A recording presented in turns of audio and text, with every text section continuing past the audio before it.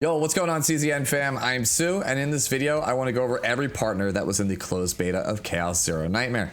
I made a similar video a few weeks back going over every combatant, that's the playable characters in CZN's closed beta, and it was really well received. You guys gave me a lot of positive feedback and praise for that video, so for that, I do want to thank you. But there are a number of you out there that were in the comment section asking, would I do one for partners? And originally, I was thinking, you know what?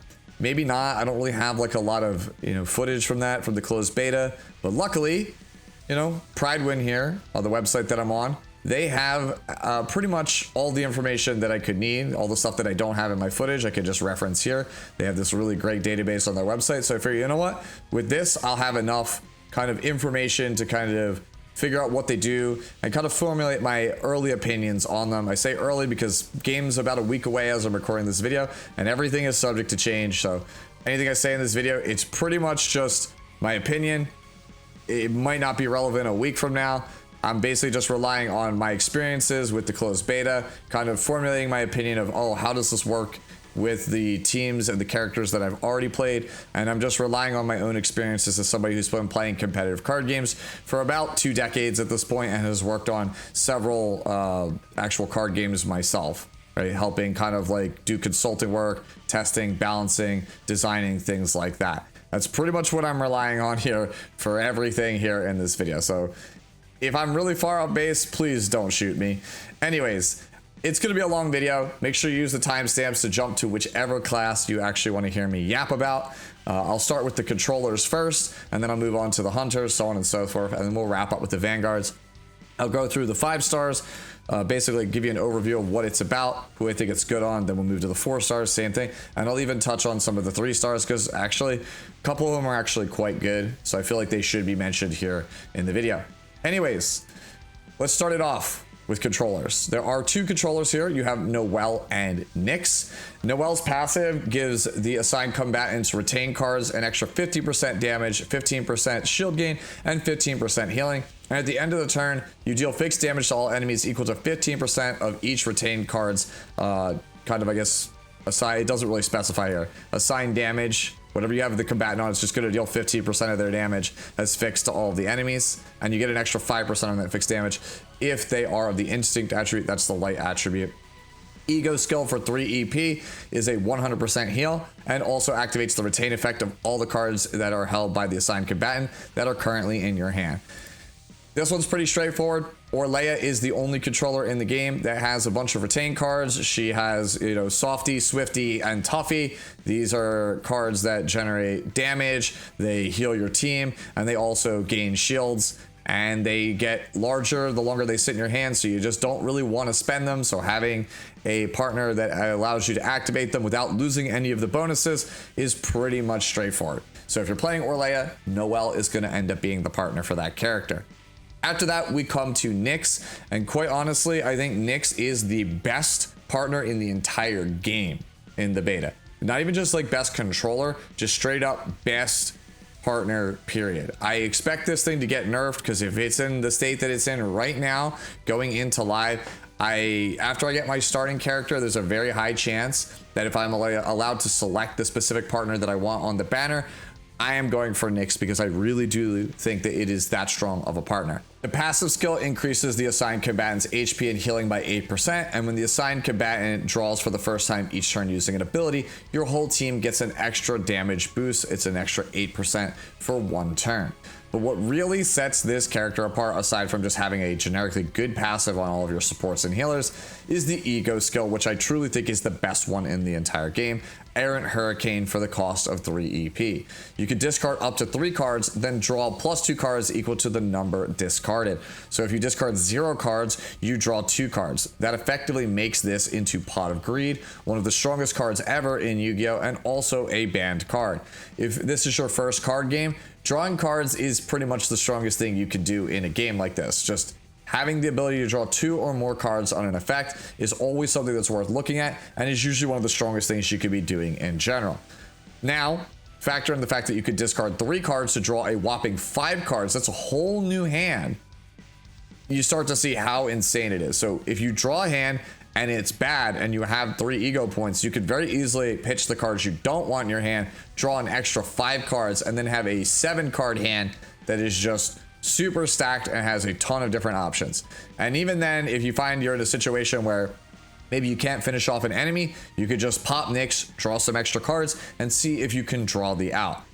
I just don't see how this doesn't help pretty much any single team composition. It just smooths over your draws, reduces variance, and just kind of makes everything work.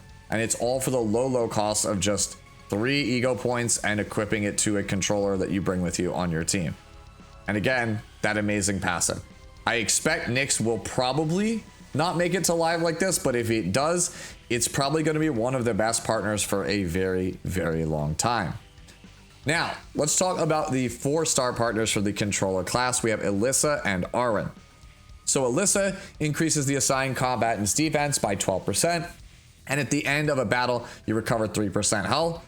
And then you have the ego point skill here, vitality boosting potion, 2 EP for 100% heal, and a condition that will increase the healing potency by 50%. It says it's when it's in the injured state, but I don't really know what that is. They don't really clarify that. Like, is it if you're missing HP, you're low on HP? Like, what is it? I'm not really 100% sure. The localization is not exactly the best in the closed beta. I'm sure we'll know a bit better once we get to the actual full version of the game next week. And you also gain 1 morale for 1 turn.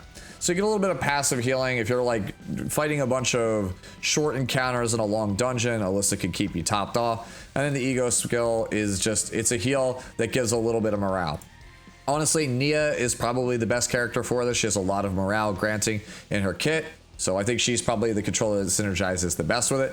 But for everyone else, I think that Arwen here, this is probably going to end up being generically, I think, the best budget 4-star partner for most controllers. The assigned combatant's HP and healing are increased by 8%, and at the start of the turn you gain Ponopoko's cheer equal to the number of enemies with attack intentions. So basically for every enemy that's going to attack you this turn, you're going to get 1 stack of cheer. So if 1's going to attack you, you get 1 stack. If 3 are trying to attack you, you get 3 stacks. And what the cheer does is it reduces the incoming damage you take by 10%, and you could hold up to 3 stacks. Now I don't know if you lose 1 stack at a time or you lose all 3, but nonetheless, it is still damage reduction. So you're getting extra bulk, extra healing potency, and damage reduction as part of the passive skill. And the ego skill for 3 turns is a larger heal than Alyssa, and you also get 1 turn of damage reduction. I'm assuming this is 1 fortitude, which is 20% damage reduction.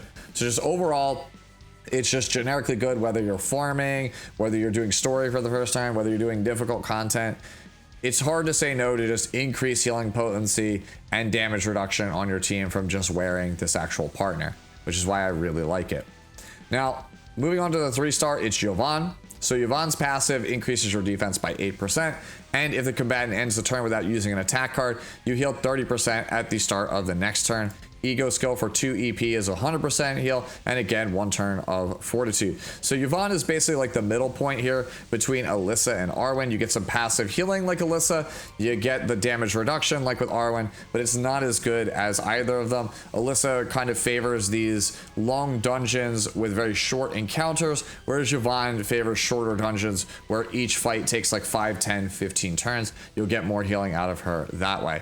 So kind of pick and choose which budget one you want. Arwen, I think, is just the general best use one for most, but there are some conditions where I think Alyssa or Yvonne might be worth the consideration.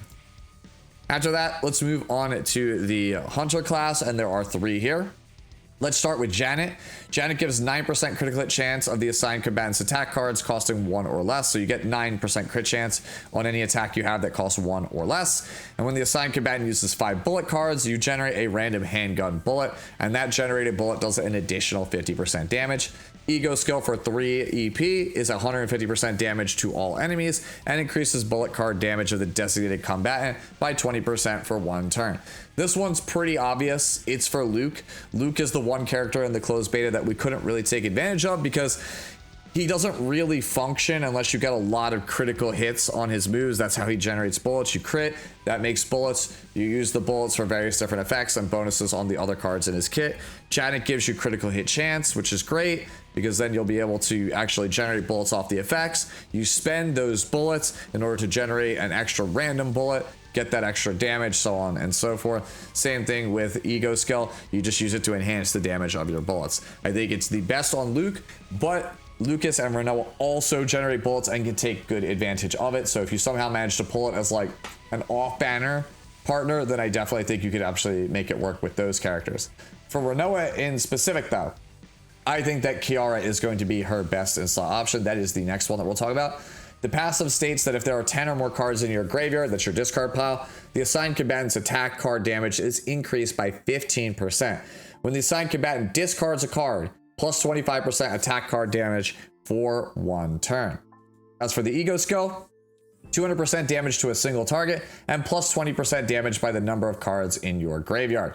Now, Renoa, how she works, a lot of her cards generate dirge bullets, and you don't want to actually spend those dirge bullets. You want to end your turn and discard them into your discard pile. So playing Renoa effectively, you will start to accumulate a very large deck size of like 20, 30 plus cards and have a huge number of dirge bullets in your discard. That will trigger the 10 or more cards in your graveyard stipulation in order to give you the increased attack card damage. And then obviously at the end of each of your turns, any bullets you don't play are considered discarded and thus proc Renoa's random extra attack chance on the actual dirge bullet. So that will receive an extra 25% damage, attack card damage on top of that. And then if your Renoa recovers from essentially trauma, her ego point skill will be reduced, in which case you can kind of combo the Kiara one into the Renoa one. Right? Kiara is a attack that deals more damage based on the number of cards in your graveyard, so you'll do big damage off of the ego skill. Then you can use Renoa's ego skill to add every single bullet from your discard pile back to your hand.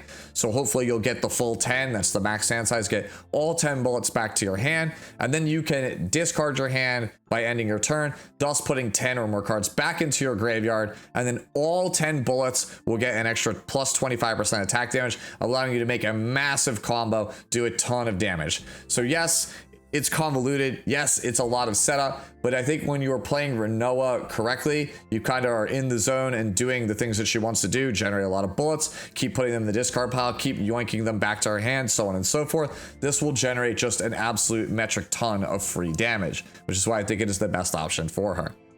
The final 5-star hunter partner to talk about is Sarathea. The critical chance of the combatant's attack cards increases by 8%, and when the assigned combatant's attack results in a critical hit, you get plus 3% critical hit damage, stacking up to 10 times. Essentially, you get 8% crit chance and 30% crit damage with this passive skill. As for the ego skill, it's a 250% damage single target nuke that applies 2 vulnerable stacks to the target, essentially increasing the damage of the next 2 attacks that hit that target. So just overall, it's generically a very strong partner. It just gives a lot of free stats and also kind of gives you a little mini damage amp on top of that. I think any hunter in the game would be great with this. Hugo is the one that jumps out the most because he attacks quite a number of times. He's going to get a lot of attacks, so he's going to very quickly stack up Sarathea, and he's going to be able to take advantage of that vulnerable super well. So for Hugo, you go for Sarathea. You go for Janet if you want to play Luke or Lucas, and then Kiara is for Renoa. That's kind of like the breakdown for where the 5 stars I feel like end up for the hunter class. Moving on to the 4 stars, it's one generically good one for everybody but Hugo, and then you have Calamity, who is a little bit of a weird one. So let's talk about Akkad first. Partner passive increases the bullet card damage of the assigned combatant by 10%. And when the assigned combatant lands their first critical hit, the bullet card damage that they deal is increased by 12% for 1 turn. Ego skill for 2 EP increases the critical hit chance of the equipped combatant by 25%.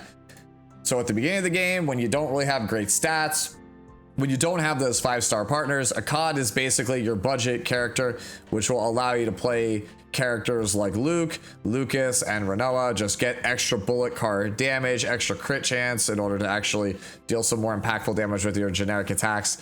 That's basically all there really is to say about this one.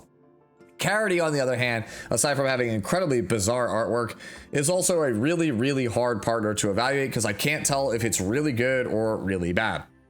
So as for the passive, it says at the start of the turn, one of your assigned combatant's attack cards at random increases by 10.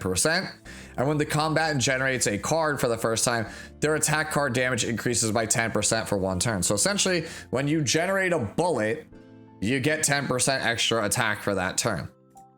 The Ego skill for 2 EP says that for 1 turn, increase the damage of cards generated by the assigned combatant's abilities by 20%. So essentially, you activate the Ego skill, generate a bullet with Luke, Lucas, or Renoa, and then just use it immediately. You have to obviously have the foresight to spend the Ego points before you actually generate the bullet in order to get the passive. So just overall, this one is a little bit more involved. You kind of have to set it up, make sure you're using the Ego skill properly, but it is still nonetheless just an attack increase for the characters that generate bullets in the class. As for the 3-star, it is Yuri, and honestly, this is a very, very strong partner for a 3-star. So the passive states that the assigned combatant's attack is increased by 8%, and upon the first shuffle, the assigned combatant's damage dealt is increased by 8%. And obviously these values are going to go up because you're going to very easily have 5 copies max imprint of this right away. So to clarify on this passive before going into the Ego skill, the first shuffle just basically means when your deck runs out and you have to reshuffle your entire deck, that is when you will get the increased damage for the rest of that encounter. And it's pretty easy for you to be able to reshuffle the deck because the Ego skill, drone deployment, is 3 Ego points to just straight up draw 3 cards. So remember what I said about Nyx being really, really good and drawing cards being the best thing you could do in a card game?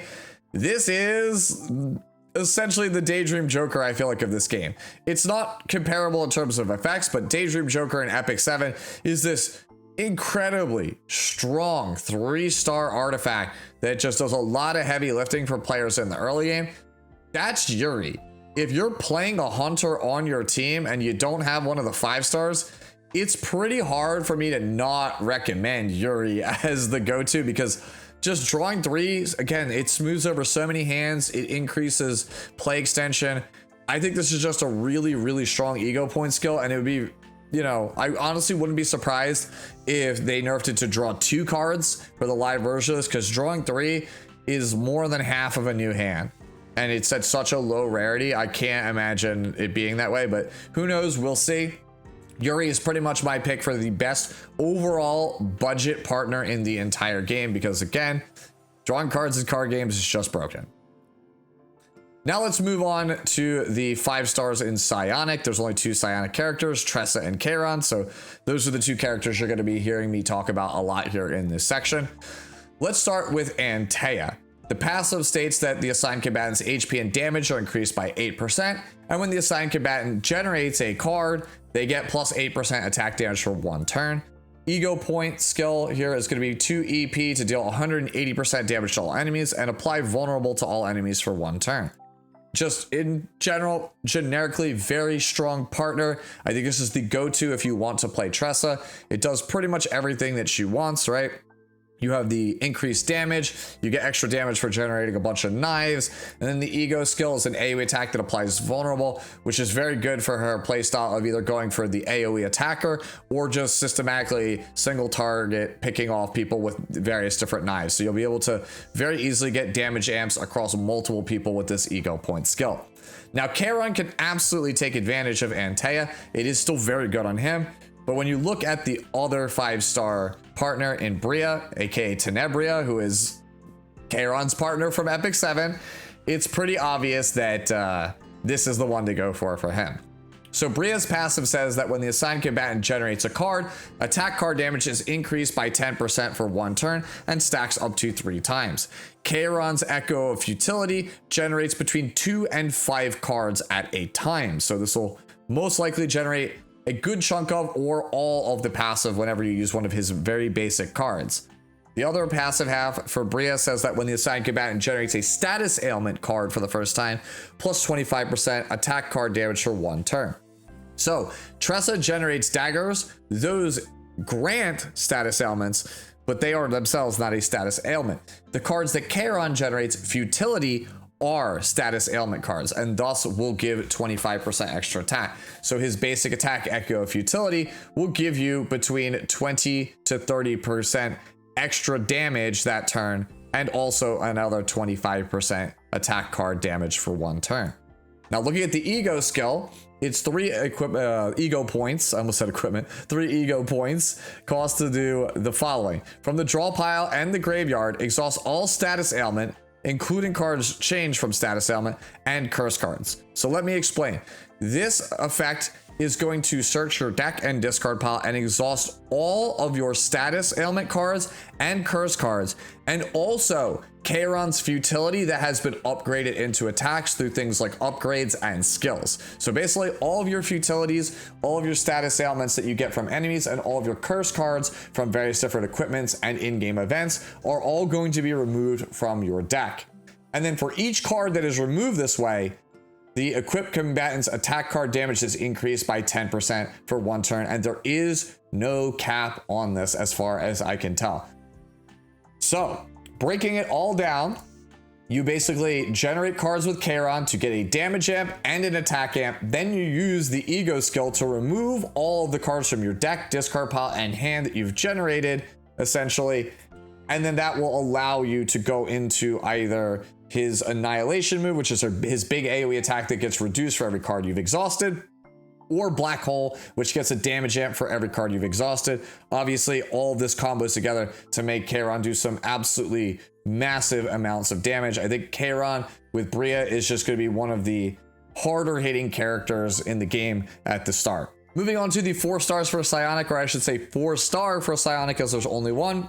It is Eloise. The partner passive increases the attack card damage of the assigned combatant by 10%, and when the combatant first exhausts a card or gains a status ailment card, their attack damage increases by 12%. So essentially, the first time you spend a knife with Tressa or you generate a futility with Charon, that is how you will get the attack. Ego skill for 3 ego points for 1 turn. When a card is exhausted, apply 1 weaken to a random enemy. And my assumption is that weaken is basically attack down and it's random. You can't really choose it. Honestly, this ego skill is kind of bad. You're mostly playing it because it's a pretty good passive. Like the passive portion of Eloise is pretty good, but the ego point skill is not really all that great. Just pretty much your budget option for Tressa or Charon. And then you have Zetera, which is the 3-star option. Assigned combatant's attack is increased by 8%, and when injured at the end of battle, you'll recover 4% health, so a little bit of healing. Ego skill is just a fat shield of 200% for 2 EP. Both Tressa and Charon have the ability to kind of spec into like off healers. I don't necessarily know if they're good enough to be main healers, but you can spec into them as kind of more of a supporting healing role. I think that's when you want to really kind of consider Zetera as like a budget option. But overall, you just stick with Eloise if you have it for a Psionic as the budget option, and then obviously if you play either Tressa or Charon long term, you owe it to yourselves to pursue their recommended partners. Next up, let's move on to the Rangers, and there are 3 for this class here as well. Let's start with Marin. Marin's passive states that the extra attack damage of cards generated by the assigned combatant's abilities increases by 15%. Do note it is not 15% extra damage on extra attacks. It is 15% bonus damage on extra attack cards that are generated, which at the moment only Veronica does, so do keep that in mind. When the assigned combatant uses a skill card, you get extra attack damage plus 25% for 1 turn. Veronica is a character that has a lot of skill cards in her kit, thus will generate the extra attack damage bonus. Ego skill is a 200% damage attack on all enemies and draws you 1 skill card. Again, Veronica is a ranger that has a lot of skill cards in her kit. Before you use Marin though, do make sure you look at your deck and actually check before activating the ego skill if there's still at least 1 skill card somewhere in your deck, otherwise you will not get the draw. So yeah, it's pretty obvious. You just play this one on Veronica. She gets bonus damage from it, and it synergizes perfectly with her kit. Moving on then, after that, we have Salia. The passive on Salia states that you get plus 20% extra attack damage to the assigned combatant.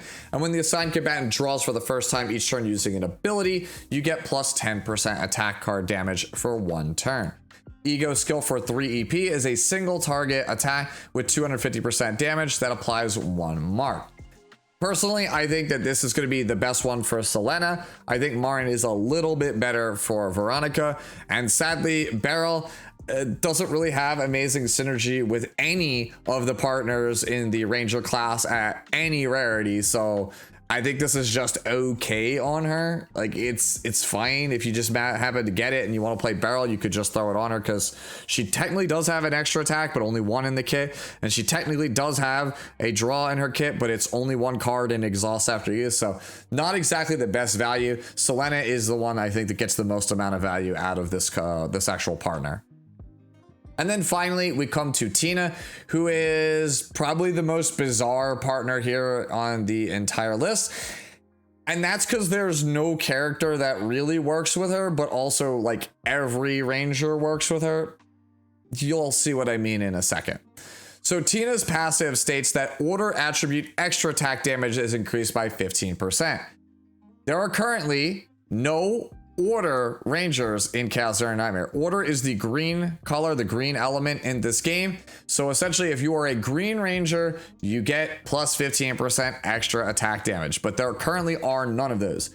My assumption is that the character Haru, who's been teased to be one of the early banner characters in CZN, is this character because we've seen her ultimate.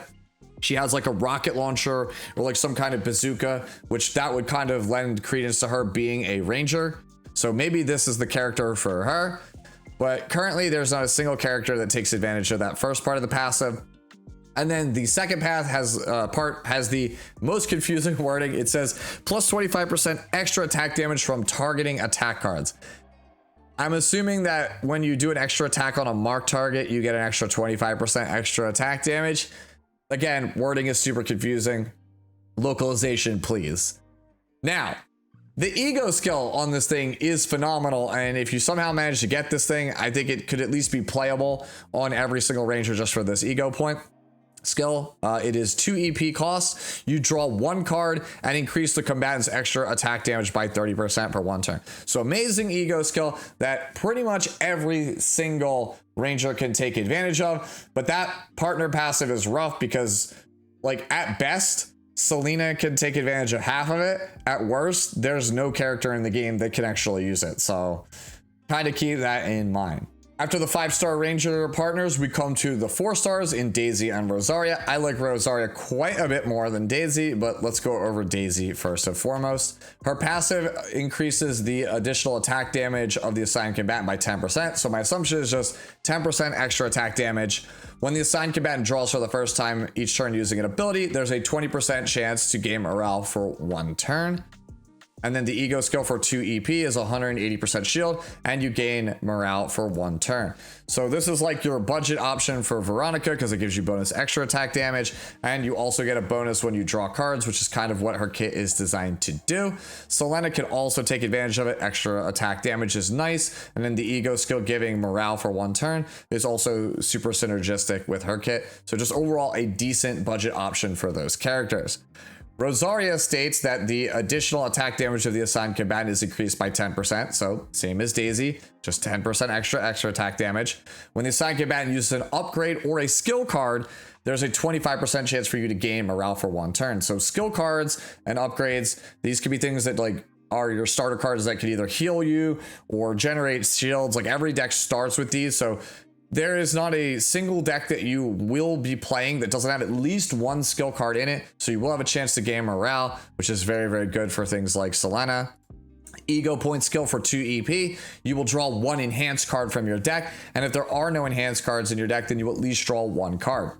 So you can take a look at your actual deck, see if there is an upgrade / enhanced card in it, activate Rosaria, that will go right to your hand. If not, it's just 2 EP to draw 1 card. We've already talked to death about how great drawing cards is in this game, and it's on a relatively cheap skill. So both Rosaria and Daisy give you extra attack damage, but Rosaria does give you the morale, and I feel like it's a little bit easier to gain the morale playing just a skill card as opposed to trying to find a specific draw card, because draw cards are also skill cards, right? So it should be trivially easy, I feel like, to get the morale bonus from Rosaria compared to Daisy.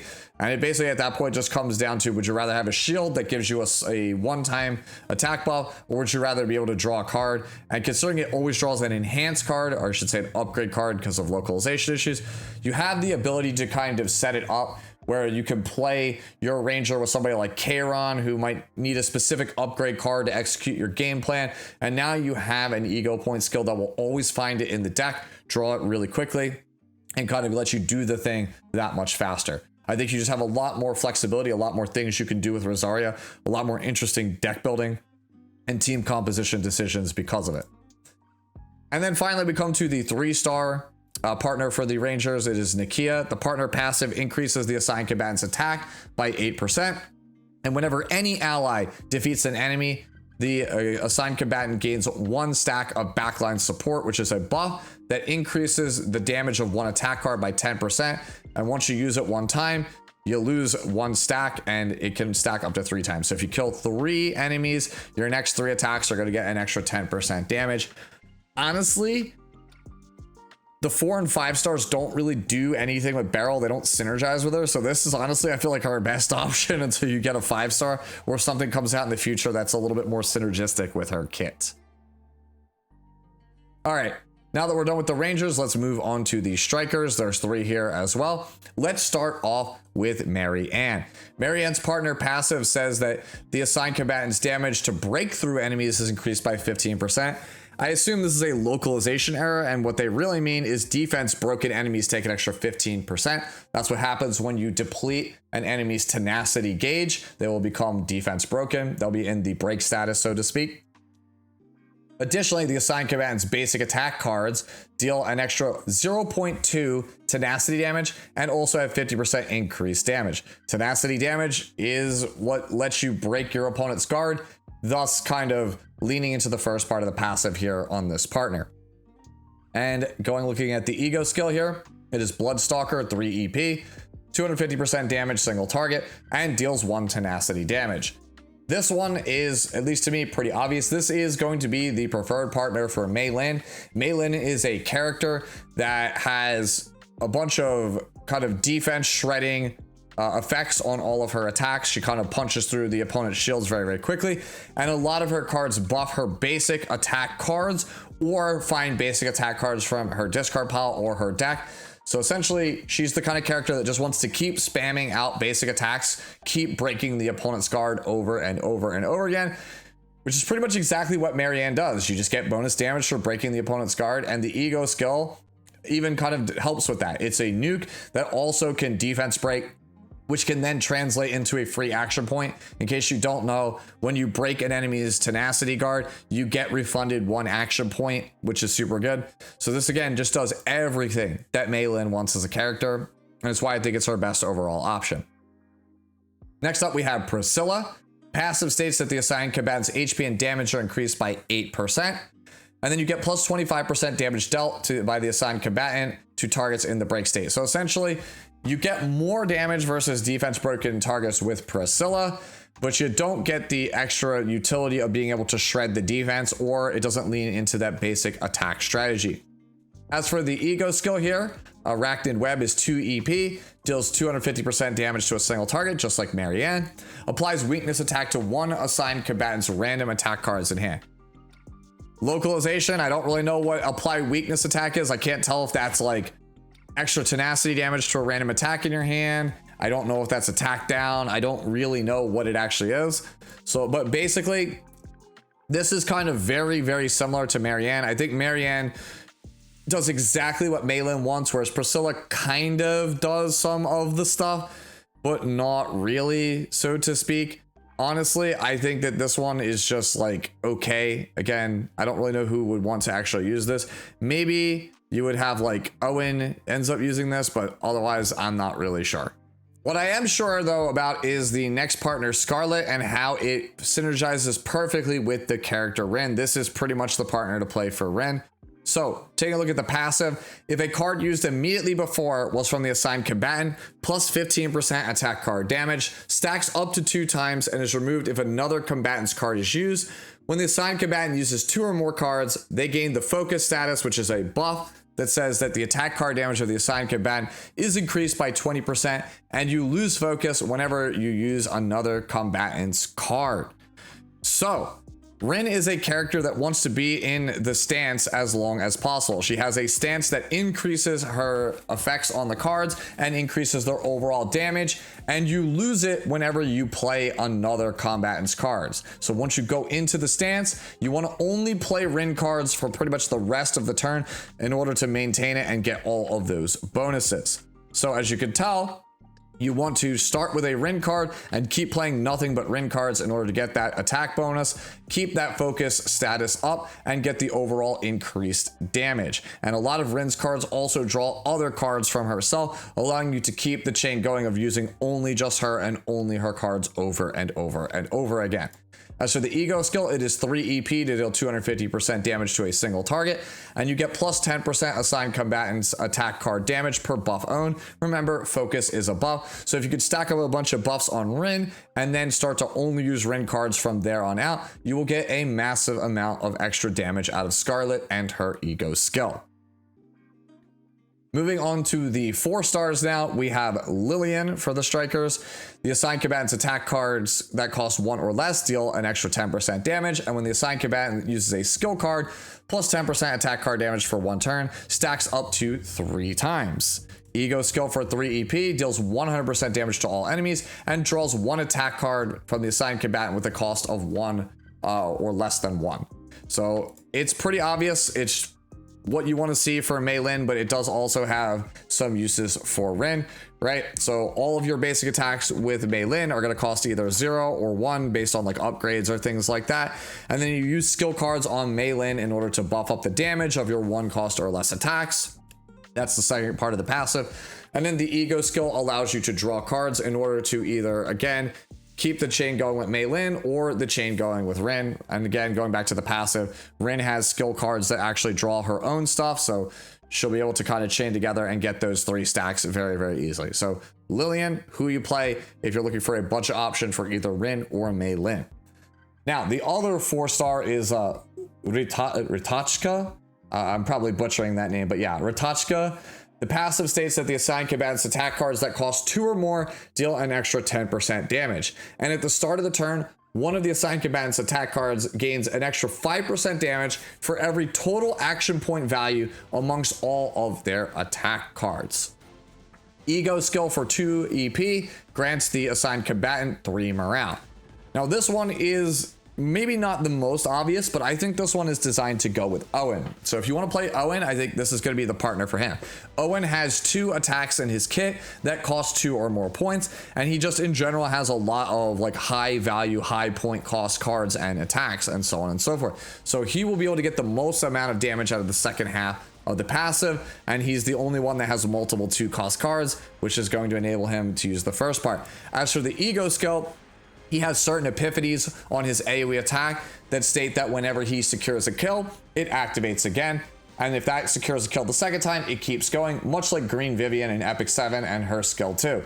So essentially, you'll activate the ego skill, get the morale, use the AoE, that'll spend 1 of the morale. You will pick up a kill off of that, it'll activate again, spend the second morale, hopefully get a kill again, and then so on and so forth. So again, I think that this is pretty much just the partner to play if you are looking to play Owen. As for the 3-star, it's Douglas, and I gotta say, I think he's probably the worst partner in the entire game, but only time will tell. Passive states that the assigned combatant's attack is increased by 8%, and at the start of battle, damage dealt by the assigned combatant increases by 8% for 1 turn. So it's just an 8% damage buff, pretty much always, and then the very first turn of any battle, your striker will get an extra 8%. So if you don't draw any attacks with them, cool, you just lose that whole half of the passive, which really sucks. Ego skill for 2 EP is just 120% damage to all enemies, no other effects. I just don't see any like real value to this unless you're like me, where in the closed beta I didn't pull any 4 or 5-star striker partners. So if you're me and all you got is Douglas, and you play Douglas. Otherwise, I think you kind of discard him, get rid of him as soon as possible.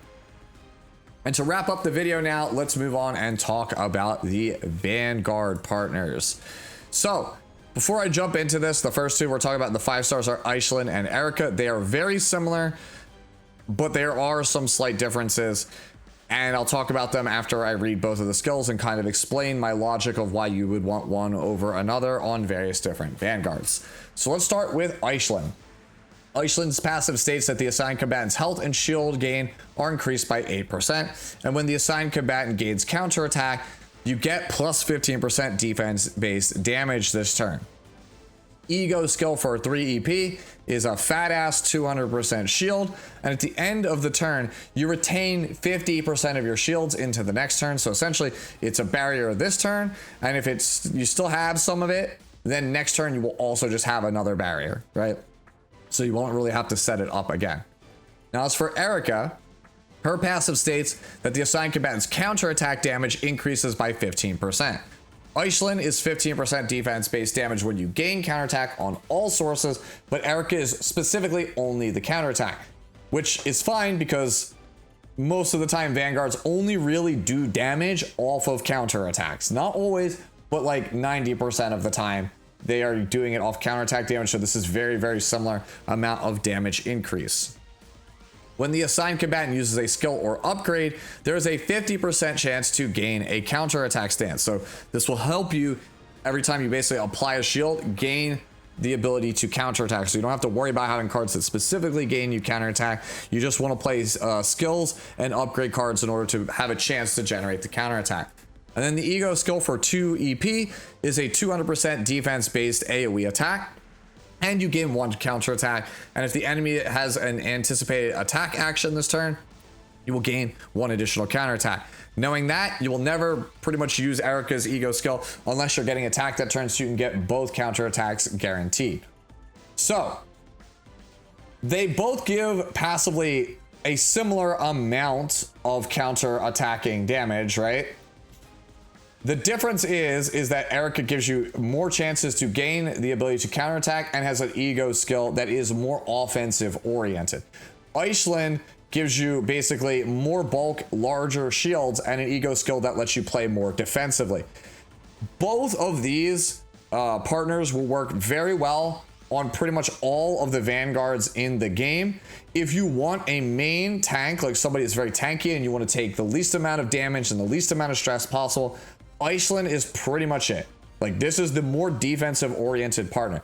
If you want to play Maribel and Magna specifically as like bruisers, as DPS, then Erica is probably going to be the character for you. But honestly, again, they're very, very similar. I feel like in kind of power level, they both are basically giving you the bonus extra damage on the counters. So at that point, it pretty much just comes down to bigger barrier, more chances to counter. Which would you rather have? And the final 5-star partner to talk about in this video is Zeta. The passive states that the defense-based damage of the assigned combatant's instinct cards is increased by 15%. And you get plus 25% defense-based damage and shield gain on the assigned combatant's celestial cards. There is only one instinct Vanguard in the game, and that is Calamity. And Calamity just also happens to be the only Vanguard that has celestial cards. So Zeta is just basically a tailor-made partner for Calamity. If you're playing Calamity, this is pretty much what you're playing. Ego skill, in case you're wondering, 2 EP to get or to deal 200% defense-based damage to 1 target, and then also draw one of your highest cost cards in the deck. So whatever, if you have a 3 cost card and that's the only 3 in your deck, it will always draw it. If you have a 2, you'll gain random 2s, and this is obviously very important because the celestial mechanic, which is what Calamity is designed around, triggers every time you play a 2+ cost card. So it does exactly, again, what you want. It guarantees that you'll always be able to trigger your celestial with the Ego skill, and then the partner passive just gives you overall bonus damage for just being Calamity and doing Calamity based things. Moving on to the 4 stars, now we have Rachel as well as Wilhelmina.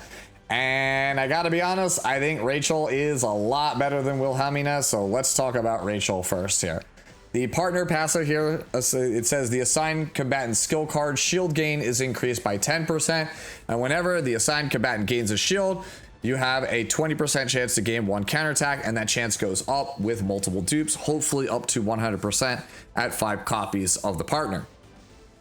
As for the Ego skill, for 2 EP, you gain 200% shield, which is as big as Iceland's shield, and you also draw 1 card. So very, very good skill for 2 EP. You get to draw a card, and in addition to that, you just get a fat ass barrier. So just in general, that is a very, very well-rounded character. It does exactly what I want on my Vanguards. My shields are bigger, so I take less damage. I get more counterattack chances, so my Vanguards get to do their thing, do more damage, rough up the enemy. I get to draw cards and generate fat barriers. It does exactly what I want my Vanguard to do pretty much every single time.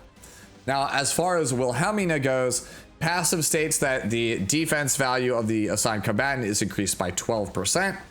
When the assigned combatant targets a vulnerable enemy, plus 10% defense-based damage of attack cards. I guess. I mean, vulnerable is essentially, I assume, fragile. Like when you defense break the target, you get 10% extra damage on your attack cards.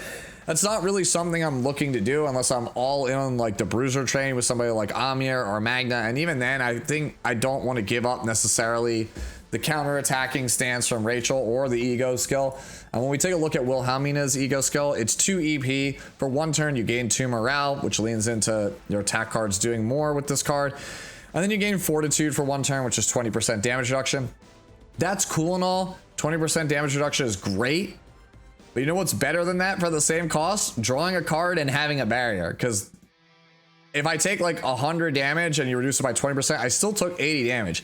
If I gain 100, point shield and I take 100 damage, I took 0 damage still. So just in general, I just don't see the value in Wilhelmina as a 4-star partner. I just think Rachel is almost always the better option. But who knows? Maybe I'm wrong. You can let me know down in the comment section below.